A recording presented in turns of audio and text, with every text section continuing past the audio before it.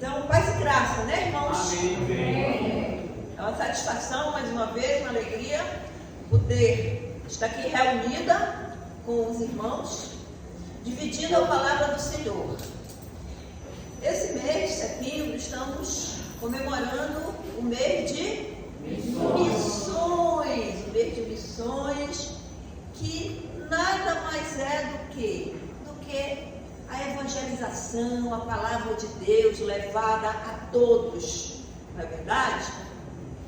Então, se nós formos ver de uma maneira geral o que é missão, de uma maneira geral, é uma tarefa, é uma função que é dada a alguém, para esse alguém executar uma atividade, uma função, alguma coisa, que pode ser executada em grupo ou particular, certo? Então, aqui nós temos a grande comissão, que é o quê? Fazer discípulos, ordem de Cristo, missão da igreja e necessidade do mundo. E nós vamos ver que missão ou missões, segundo o quê? De acordo com a Bíblia, que é o nosso manual de instruções, não é isso? É o que? É a tarefa fundamental da igreja. O que é a igreja? Somos nós. Então, é a tarefa fundamental que Deus colocou em nossas mãos. Para quê? Com que finalidade? Para propagar o Evangelho do Senhor, aquelas pessoas que ainda não conhecem a palavra de Deus, aquelas pessoas que ainda vivem nas trevas. Então, essa responsabilidade nos foi legada pelo Senhor, legada à igreja. Então, baseado nisso aí, nós vemos o quê? Que a missão, ela se torna um trabalho evangélico missionário, com o objetivo o quê? De ganhar pessoas para Deus.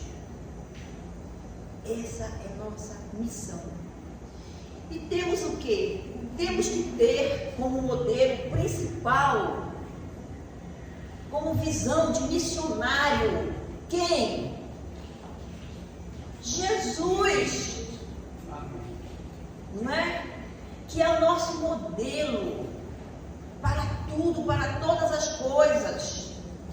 E Jesus o quê? Ele veio com a missão de salvar a humanidade, tirando o quê? Tirando as pessoas das trevas e introduzindo essas pessoas aonde? No reino da luz.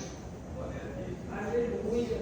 A qual o quê? A qual se pode alcançar através da ajuda do Espírito Santo de Deus e da palavra de Deus. Amém. Desta maneira, meus irmãos, Jesus também nos mostra o quê? Que a missão dele aqui na terra foi mostrar o amor do Pai por nós. Amor esse que é demonstrado através do testemunho de Jesus na cruz com a sua vida. O amor maior de Jesus por nós, que deu a vida dele por nós. Então, missões é um projeto nascido no coração de Deus. Amém. E colocado na terra através de quem? De seu Filho Salvador de Jesus. Então, Jesus, ele diz assim, em João capítulo 4, versículo 34, ele diz assim: a ceifa e os ceifeiros. O que é que ele diz? A minha comida consiste em fazer a vontade daquele que me enviou a realizar a sua vontade. Então, a missão de Jesus foi o quê? Foi de fazer a vontade do Pai, que é evangelizar e levar a palavra dele para todos os cantos da terra. Missão é o quê? É um projeto de amor, nascido no coração de Deus. E depois o quê? E depois despertar em nosso coração. Você diz amém? Amém. Talvez exista uma chamada para todos. Cada um é chamado de uma maneira diferente, mas para cada um existe uma chamada missionária. Nós podemos ver esse chamado missionário em várias passagens da Bíblia. A Bíblia é cheia dessas passagens que nos mostram o chamado missionário. Eu já coloquei aqui em primeiro lugar Jesus, que é um exemplo maior de missão aqui nessa terra, que cumpriu a missão do Pai, que foi delegada a Ele. Eu coloquei aqui 4 exemplos que foi dado, ou chamado, ou comissionado aqui na terra. 4 chamados de missões. Em primeiro lugar, eu coloquei o exemplo que está no livro de Gênesis, capítulo 12, versículo 1 e versículo 2 e 3, de 1 a 3.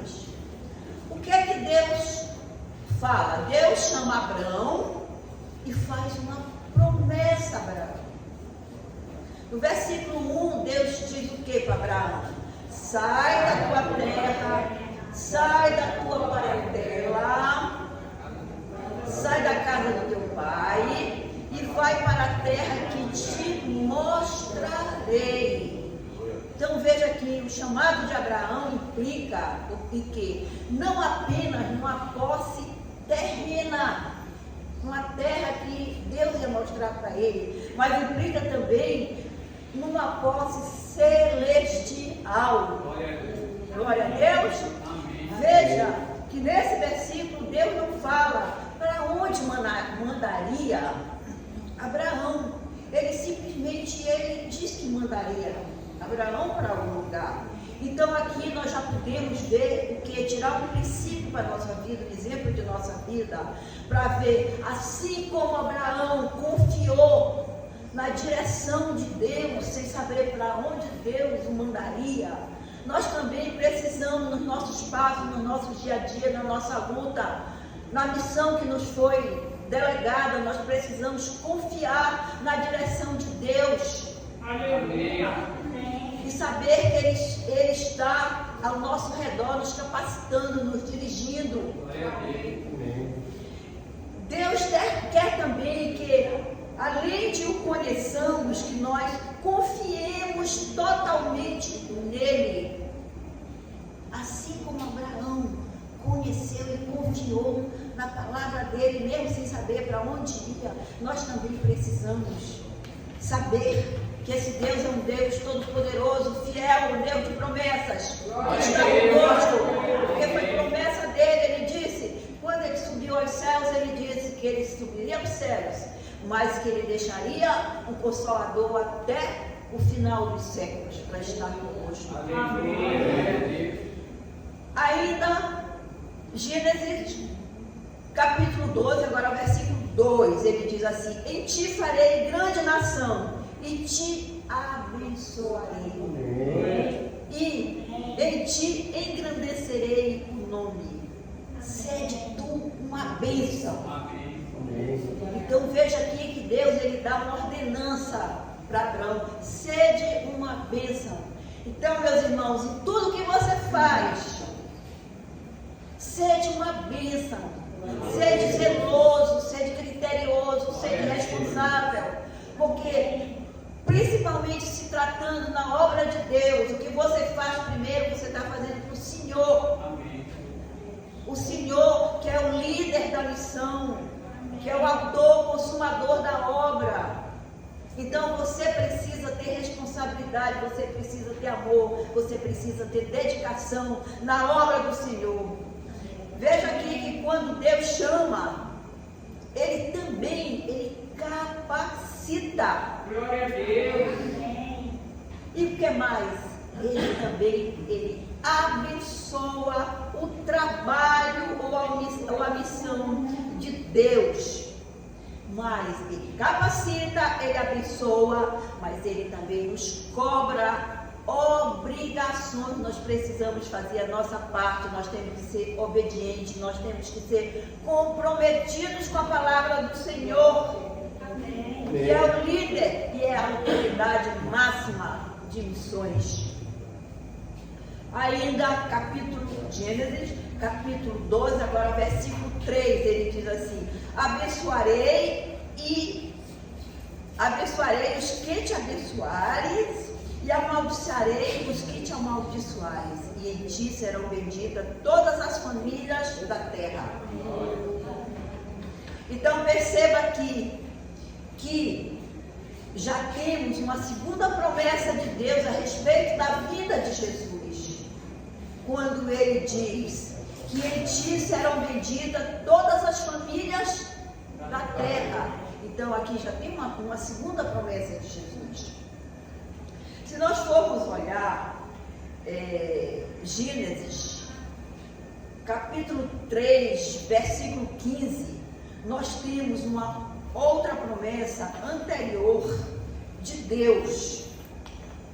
Nós vamos ver o seguinte: todo o testamento, ele aponta o quê? Ele aponta para a vinda de Jesus. Só que algumas passagens, elas são mais claras, como Daniel, como Isaías, entendeu? Levando o quê? Levando em consideração que a revelação de Deus, ela é progressiva. Ao longo do tempo ela foi acontecendo. Então, como exemplo, aqueles sacrifícios que nós vemos lá no Antigo Testamento de animais já eram um tipo de quê? De profecia que se apontava para Cristo. Então, Gênesis 3,15, nós poderíamos dizer, segundo alguns estudiosos, que seria a primeira profecia mais clara do Antigo Testamento. E a segunda profecia seria essa que nós acabamos de ver, que está em Abraão. Ele diz que em Abraão viria o quê? Viria o Salvador. Amém. Amém. O chamado de Abraão, ele revela o quê? Ele revela o propósito de Deus. Qual o propósito é esse de Deus através de Abraão? É o propósito de restaurar, de restauração do relacionamento de Deus com a humanidade, que fora rompido, que fora quebrado com o pecado de Adão e Eva. Desse modo, viria o quê? Viria uma família, através de quê? Através de Abraão, uma família que conheceria, que ensinaria e que seguiria os planos de Deus. Amém. Aleluia. Dessa nação, desse povo, viria o Salvador. Deus prometeu a Abraão o quê? Uma terra especial, uma grande nação, formada por quem? Por seus descendentes, e uma bênção que afetaria todas as nações. É isso que nós vemos em Gênesis 12, do capítulo 1 ao capítulo 3. Nós vamos ver que no Novo Testamento, ele ensina o quê? Ele nos diz que a última parte dessa promessa, ela foi cumprida através de quem? Através dos missionários. Conforme os missionários, eles vão transmitindo a mensagem de Cristo por toda a terra. Se nós vamos ver isso aí aonde? Em Gálatas, capítulo 3, versículo 8. O que é que ele diz? Ora, tendo a Escritura previsto que Deus havia de justificar pela fé os gentios, anunciou primeiro o Evangelho a quem? A Abraão, dizendo: todas as nações serão benditas em ti. Todas as nações, todos os povos serão benditas em ti. Deus promete a Abraão que promete uma bênção espiritual a todos os povos, ao qual Paulo, quando escreveu aqui Gálatas 3,5, Paulo se refere a uma bênção que seria uma bênção a respeito de quê? Do Evangelho de Cristo, da mensagem de boas novas. A promessa de Deus, ela revela desde o princípio o propósito de Deus beneficiar as pessoas através do seu Evangelho. instruindo essas pessoas, como essas pessoas deveriam se relacionar com Deus, e assim descobrindo os planos de Deus para elas. Veja que Deus, Ele cumpre os seus propósitos na pessoa de quem? De Jesus e de seus seguidores. Os quais estão o quê? Enviando as mensagens de boa nova a todos. No chamado de Abraão, nós podemos ver o quê? A base do trabalho missionário por todo o mundo. Nos revelando o quê? O início de um novo capítulo no Antigo Testamento. Deus oferece o que quando Ele fez esse pacto com Abraão? Ele oferece a oportunidade de um novo relacionamento, de restauração com a humanidade. Relacionamento que foi rompido pelo pecado. Então, Deus, sendo o Senhor soberano das missões, Ele planeja e Ele executa o plano de redenção, enviando quem? Enviando o seu único Filho amado, que promoveu a redenção por meio do seu sacrifício na cruz. Graças a Deus. Amém. Ainda temos, para nos ajudar, conforme a promessa do Senhor, o Espírito Santo, que vai efetivando o plano de redenção. Ele vai regenerando e selando os prometidos. É uma obra que envolve o Pai, Filho, Espírito Santo e a nós também. Glória a Deus. Não é só Pai, Filho e Espírito Santo. É Pai, Filho, Espírito Santo e a nós. É a Trindade mais nós. Entendeu? Hoje o Espírito Santo é quem chama, é quem regenera, é quem santifica, é quem capacita a igreja para quê? Para ser enviada ao mundo com o propósito de fazer missões para gozarem eternamente do reino de Deus, as pessoas. A igreja semeia a semente, mas quem faz germinar é o Espírito Santo de Deus. Deus envia o Pai. O Pai e o Filho envia o Espírito Santo. E os três, Pai, Filho e Espírito Santo, envia a igreja. Então precisamos nos juntar à Trindade e levar ao mundo a missão da igreja que foi dada para capacitar pela Trindade. Sendo Deus o autor de missões, seu principal personagem, é Ele. E a igreja é o quê? A igreja é auxiliadora da missão de Deus. Para quê? Para que as pessoas possam alcançar não só o perdão, mas a reconciliação com Deus. Amém. O pecado nos separou de Deus, nos distanciou de Deus. Então precisamos do perdão do Senhor. Precisamos dessa reconciliação através de Jesus. A igreja deve ser o quê? Deve ser uma comunidade sem fronteiras. Portanto, uma comunidade missionária, proclamando o quê? As boas novas, perto ou longe de todos os lugares, e prioritariamente entre os poucos ou entre aqueles que nada ouviram falar de Deus, da palavra do Senhor. Um segundo exemplo que nós temos aqui do chamado missionário está em Isaías. Isaías, capítulo 6, versículo 8. Ele nos diz o quê? Depois disso, ouvi a voz do Senhor que dizia: a quem enviarei? E quem há de ir por nós? Então disse eu: eis-me aqui, envia-me a mim. Então, somente após ter sido purificado e preparado espiritualmente por Deus é que Isaías foi comissionado a ser profeta. Vamos entender isso? Vamos entender. O versículo 8, ele diz assim: depois disso o quê?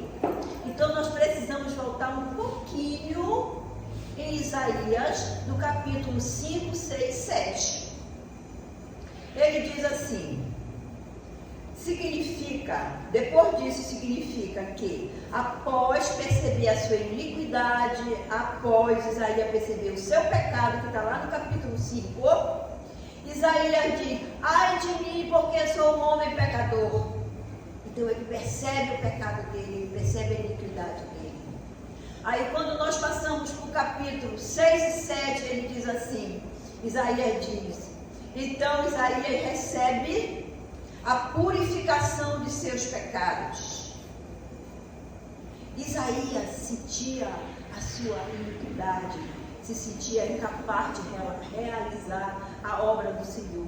Então, depois que ele foi purificado e perdoado pelo Senhor, foi que ele foi encorajado para fazer a obra do Senhor. Isaías estava se referindo ao quê? Ao que Deus fez por ele no capítulo 6 e 7, quando ele diz, depois disso, ou seja, depois do perdão dos pecados dele, depois da purificação dele. Aleluia, Deus. Nós precisamos ver que 2/3 do Antigo Testamento, ele foi escrito pelos profetas, que teve uma influência muito grande a respeito não só dos planos de Deus, mas dos seus propósitos e na mensagem ao longo da história da igreja. Como profetas, também precisamos de quê? Precisamos reconhecer que somos pecadores, que precisamos do perdão de Deus, precisamos reconhecer que precisamos ser purificados pelo Senhor. Para que Deus, o quê? Para que Deus nos capacite para a sua obra e Ele nos comissione, Ele nos chame para realizar a sua obra. Eu pergunto, o que você está construindo ao longo da sua jornada nessa terra? Será que você está deixando um legado de missões na sua história e na história do povo de Deus? Reflita sobre qual tem sido a sua posição em relação a levar as boas novas, a levar a palavra de Deus para todos os povos.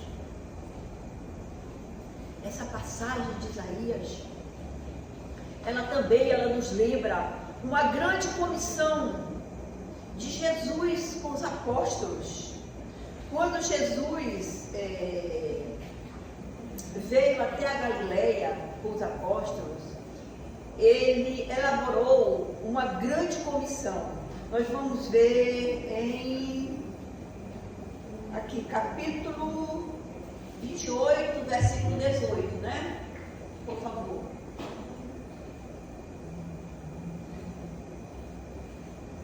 Mateus 28, capítulo 18 ao 20.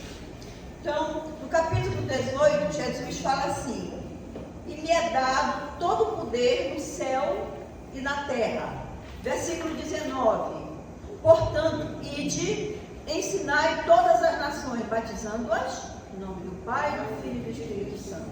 Versículo 20: ensinando-as a guardar todas as coisas que eu vos tenho mandado. E eis que eu estou, olha a promessa, e eis que eu estou convosco todos os dias até a consumação dos séculos. Amém?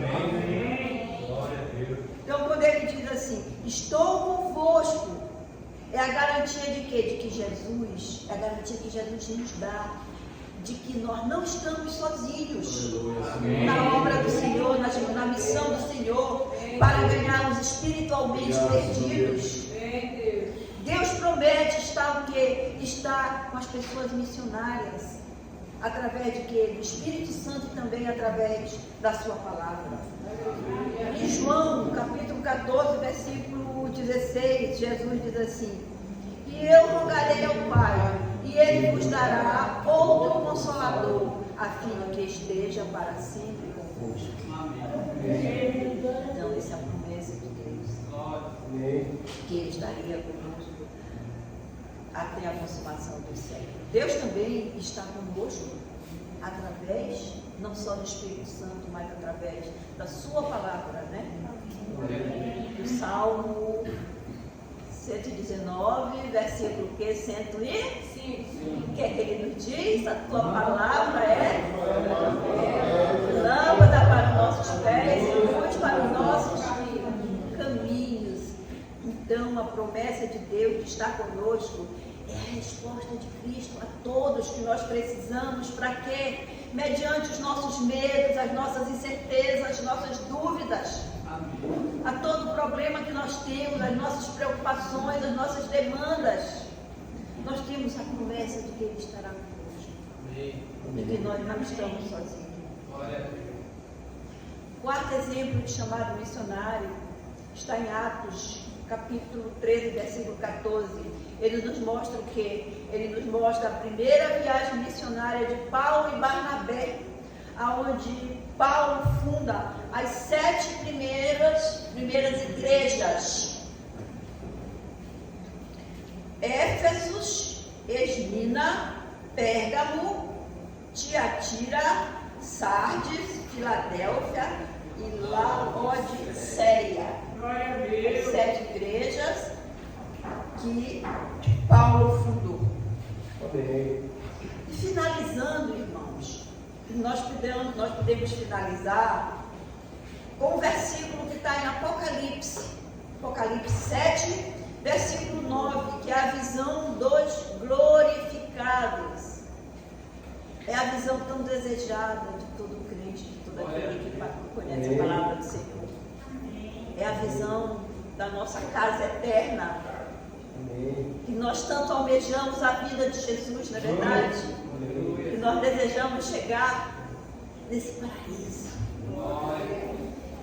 Então, Apocalipse 7:9, ele diz assim: depois dessas coisas, vi e eis grande multidão que ninguém poderia enumerar, e de todas as nações, tribos e povos e línguas, em pé diante do trono e diante do Cordeiro, vestidos de vestiduras brancas com palma nas mãos. Versículo 10: clamavam em grande voz dizendo: ao nosso Deus que se assenta ao trono, ao lado do Cordeiro, pertence a salvação. Então, essa passagem de Apocalipse, ela nos lembra que o plano de Deus de salvação é para todos.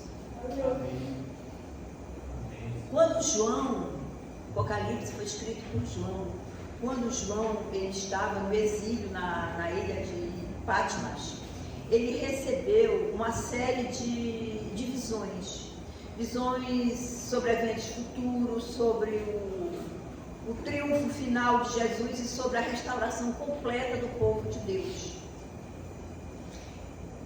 Essa passagem ele nos mostra, Apocalipse 7:9, ele nos mostra que parte dessa visão que João teve, onde o fato dessa multidão ser composta por pessoas de todas as nações, todas as tribos, línguas, revela que o plano de salvação de Deus ela é para todos sem distinção.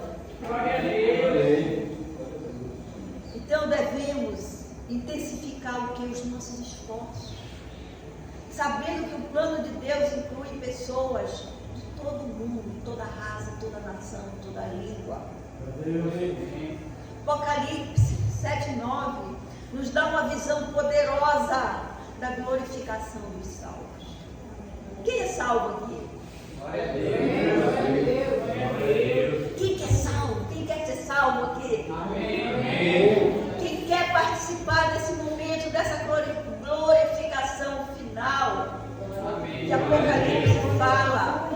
Há uma promessa de glória eterna na presença de Deus.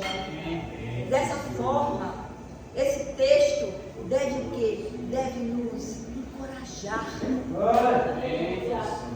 a perseverar na fé, a espalhar o Evangelho do Senhor e viver em adoração, no serviço de propagar o Evangelho de Deus. Por tudo que foi dito, concluímos o quê? Que Deus está preocupado em pessoas dispostas a levar o Evangelho. Glória a Deus. Levar o Evangelho com responsabilidade para aquelas pessoas que ainda vivem nas trevas e que ainda não têm a luz da palavra do Senhor, que precisam receber o seu perdão e receber uma vida nova. Devemos fazer como Isaías, reconhecer que somos pecadores, reconhecer que precisamos ser purificados e levar a vontade de Deus com seriedade, com respeito. Amém. E fazer como Isaías fez. Dizer como Isaías disse: Senhor, eis-me aqui, envia-me a mim. Que a nossa vida e o nosso agir seja um reflexo da grandeza do plano de Deus. Amém. Para quê? Para que a humanidade, até o dia que nós nos uniremos